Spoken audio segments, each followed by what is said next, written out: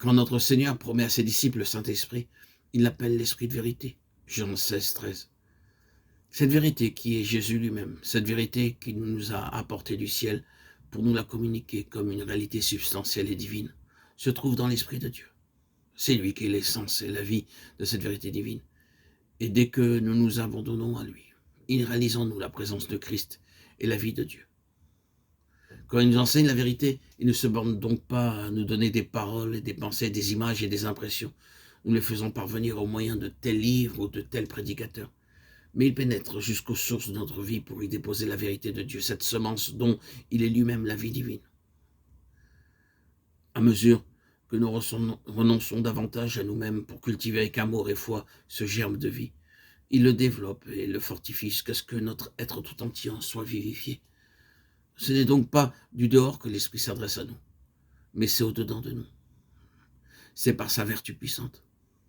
C'est en effet et en vérité qu'il vient nous révéler Christ et tout ce que Christ est pour nous. Ce Christ qui n'avait guère été jusque-là qu'une pensée, qu'un sauveur en dehors de nous et bien au-dessus de nous, nous devient alors une réalité. Il devient vérité en nous. Quand l'Esprit entre en nous, la vérité entre avec lui et après avoir pris possession de nous à l'intérieur, il nous conduit dans toute la vérité. Lorsque notre Seigneur nous promet l'Esprit de vérité de la part du Père, il précise ce qu'il devait faire en nous. Il rendra témoignage de moi. Jésus venait de dire « Je suis la vérité » Jean 14, 6. L'Esprit de vérité a donc pour mission de nous révéler, de nous communiquer la grâce et la vérité qui se trouvent en Jésus-Christ. Il nous a envoyés du ciel par Jésus glorifié pour rendre témoignage en nous et par nous de la vérité et de l'efficace de la rédemption accomplie par Christ.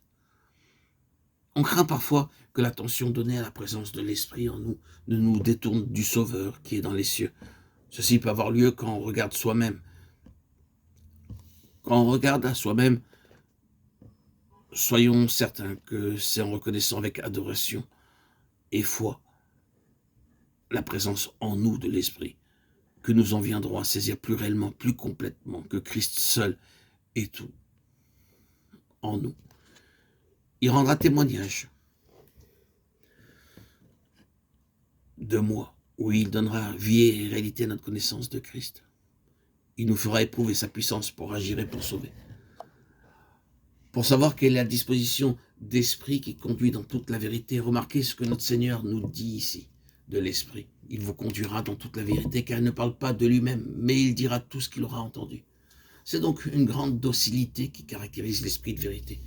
Rien de plus admirable dans le mystère de la Sainte Trinité que cette subordination parfaite de la part du Fils et de l'Esprit, malgré la divine égalité qui les unit au Père. Le Fils a pu réclamer à bon droit que tous honorent le Fils comme ils honorent le Père. Jean 5, 23. Et pourtant, il ne croit pas déroger en disant « Le Fils ne peut rien faire de lui-même. Ce que j'ai entendu de lui, je le dis. » Jean 5, 19, 8, 26. Il en est de même aussi de l'Esprit de vérité. Jamais il ne parlera de lui-même. Nous pourrions trouver qu'il aurait le droit de le faire, mais non. Il ne dit que ce qu'il a entendu.